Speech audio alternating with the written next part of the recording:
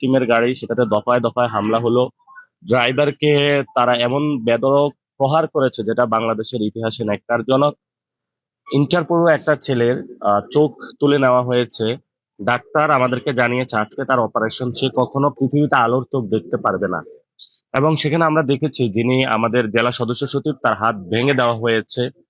এরপরে আমরা বলেছি এই হামলার, ন্যক্কারজনক হামলার প্রতিবাদে আমরা পরের দিন একটা বিক্ষোভ কর্মসূচি ডাকি।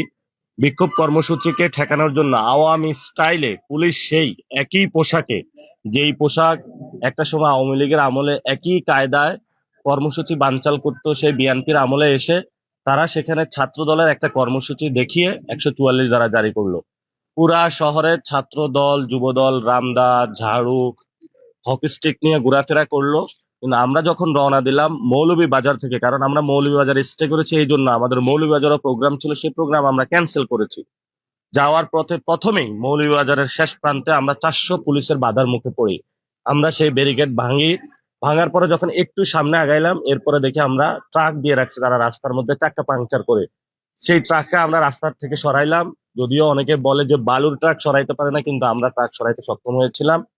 এরপর আরেকটু সামনে আগিয়ে দেখি আমরা সেখানে ট্রাক্টর দেওয়া রাস্তায় এলোপাতাড়ি করে, সেগুলো আমরা সরাইলাম। এরপরে ওইখানে গিয়ে দেখি 500 পুলিশ, পুলিশের পরে হলো এপিবিএন, এপিবিএন এর পরে হলো বিজিবি, বিজিবির পরে হলো ছাত্রদল, যুব দলের সন্ত্রাসীরা, যাদের হাতে দেশীয় অস্ত্রপাতি ছিল। আমরা একটা উপত্যকা পড়ে গেলাম, ডান পাশেও পাহাড়, বাম পাশেও পাহাড়। ওইখানেও তারা অস্ত্র, দা, কুড়াল এবং দেশীয় যে অস্ত্রগুলা সেগুলা নিয়েছিল। এবং এরপরে আমরা সেখানে পুলিশের সাথে কথা বলি। কথা বলার পরে আমরা একটা স্থানীয় হবিগঞ্জের থানায় ফাঁড়িতে যাই। সেখানে হলো ছাত্রদল, যুব দলের লিখিতভাবে 11 জনের বিরুদ্ধে মামলা করি এবং অজ্ঞাত আসামি ছিল 100 জন। আমাদের প্রায় 20 লক্ষ টাকার জিনিসপত্র তারা ছিনিয়ে নিয়ে যায়। একটা হাইয়েস্ট গাড়িকে এমন ভাবে ভাঙচুর করানো হয়েছে যে গাড়িটি আর ব্যবহারের যোগ্য নয়। নগদ 5 লাখ টাকা ছিল, সেই 5 লাখ টাকাও তারা ছিনিয়ে নিয়ে গিয়েছে। আমরা বলবো যে আমরা একটা ফেসিবাদী বাংলাদেশ থেকে উত্তরণের পর যখন একটা নতুন গণতান্ত্রিক বাংলাদেশের স্বপ্ন নিয়ে এগোচ্ছি, সেই সময়ে ন্যক্কারজনক হামলা এবং আমাদের উপর অত্যাচার, চোখ কেড়ে নেওয়া, মালামাল চিন্তা পুরো দেশবাসী প্রত্যক্ষ করলো।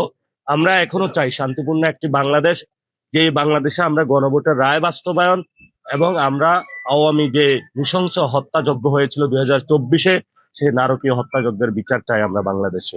আমরা বাংলাদেশের মানুষকে আহ্বান জানাবো, ফেসিবাদী ব্যবস্থার বিরুদ্ধে রুখে দাঁড়ান, নতুন গণতান্ত্রিক বাংলাদেশের পক্ষে, এনসিপির পক্ষে সবাই ঐক্যবদ্ধ হয়ে দাঁড়ান। আরো বিভিন্ন জায়গায় কর্মসূচি রয়েছে, সিলেটের বিভিন্ন জায়গায়, এবং সেগুলো আমরা ইনশাল্লাহ শান্তিপূর্ণভাবে পালন করব। আমরা আশা করি যে হামলা, উস্কানি দিয়ে বা এই ধরনের কোনো জায়গায় যদি আমাদেরকে প্রতিহত করার চেষ্টা করা হয় আওয়ামী স্টাইলে, আমরা মরে যাব, তবু আমরা রাজপথ ছাড়বো না। কারণ আমাদের শহীদ ওসমান হাদি ভাই যে প্রতিজ্ঞা আমাদেরকে দিয়ে গিয়েছিলেন যে জান দিবা জুলাই দিব না, আমরা সেই প্রতিজ্ঞা নিয়ে কাজ করছি।